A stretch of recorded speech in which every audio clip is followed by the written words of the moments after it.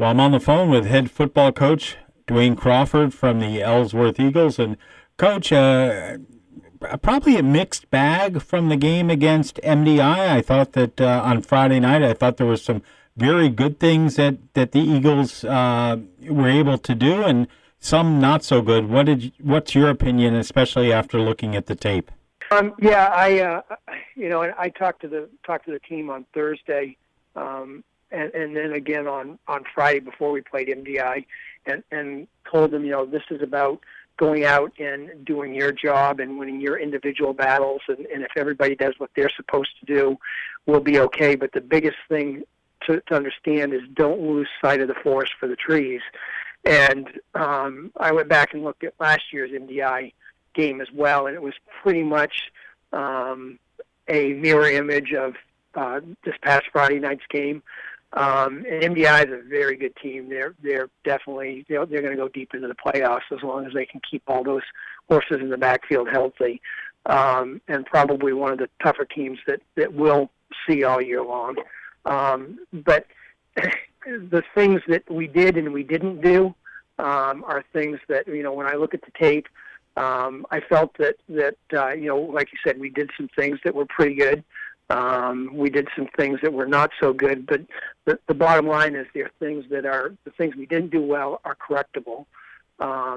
And we gave up some coverage touchdowns, and we had some young players in that had never played in a varsity game before, that kind of got out there. I think it was deer in headlights type thing.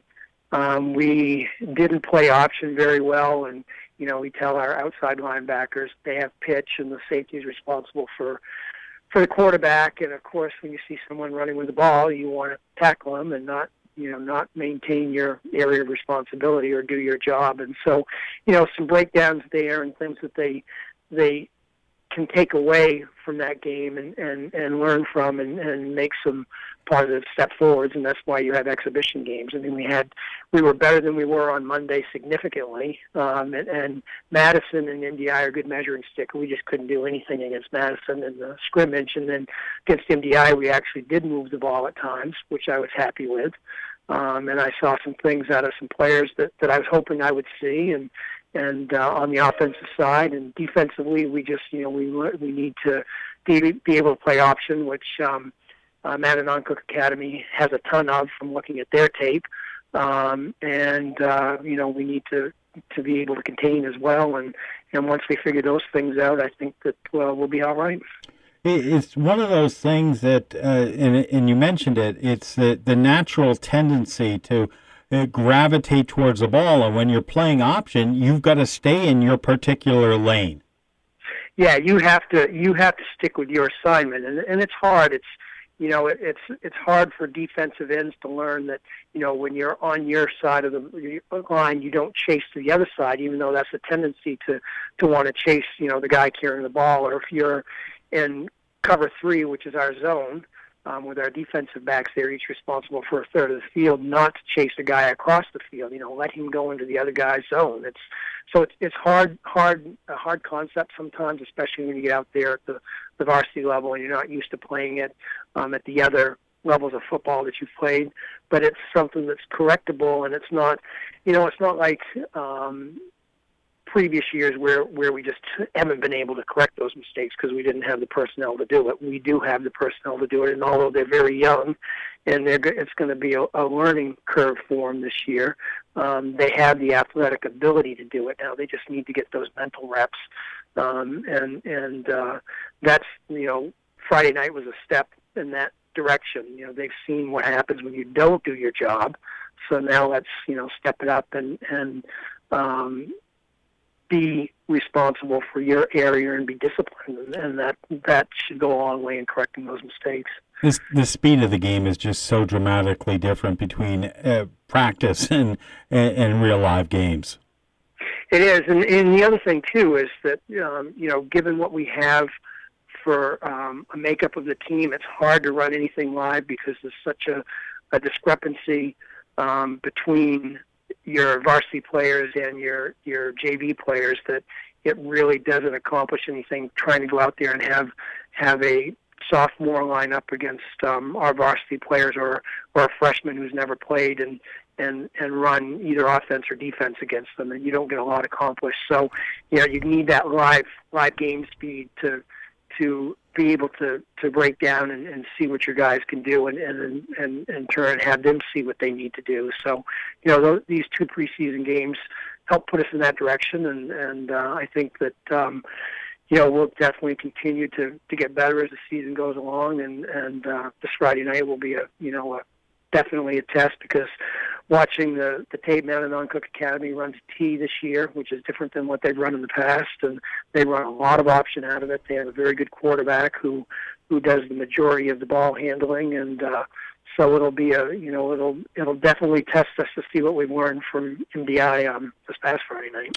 What? How did you make out in terms of injuries? It looked like everybody was okay after the game. Yeah, we had Andrew Brown, who had a little tweak. He had a little sprain in his foot, which was something he did this year in baseball as well. But I understand he's getting better and he should be back. And we held out Keith Jordan, who'd be a starting defensive interior tackle for us on Friday night because of a shoulder issue that he had from surgery this past winter, and he should be ready to go this week. And Javon Williams, we played one way pretty much. He was our split out. He scored the touchdown for us. And we only played him on offense, although we did send him in a couple of times on defense, but really sparingly. So he should be ready to go Friday as well. So, and we'll have Chris Fickett back, who's been away. So we'll add some more bodies, and I think that'll make a difference as well. What do you work on this week leading up to the game against Mattanawcook on the 2nd? We work on option, we work on contain, and offensively we work on our line play some more. We need to learn to get off the ball a little bit faster and sustain blocks, and those are the big things. I think our backs did a fairly good job. Declan White played really well. I thought out of all the offensive players, he was probably the best. I think he had 80 yards in rushing. He hit the hole extremely fast, and I was impressed with what he did carrying the ball. And so we have something we can build on there. And so I think that just having the offensive line, get out there and maintain their blocks and get to where they need to be quickly and be fast, and defensively setting that edge and making sure the interior linemen just clog things up. And I think if we can do all that, we'll be in good shape. Friday night should be fantastic weather-wise. You'd love to have a big crowd in the grotto at Ellsworth High School. Yeah, it sounds like I just listened to the forecast this morning. 71's the high for the day, so probably means we'll be in the 60s by kickoff, which is perfect football weather. And it should be a great night. I mean, it's the first day of school for everybody, so I'm hoping everybody will come out and watch our first game, and it should be a really good game. All right, Coach. Have a good week, and we'll talk to you on Thursday for the coaches show as we get ready for the game against Mattanawcook Academy. Thanks, Chris.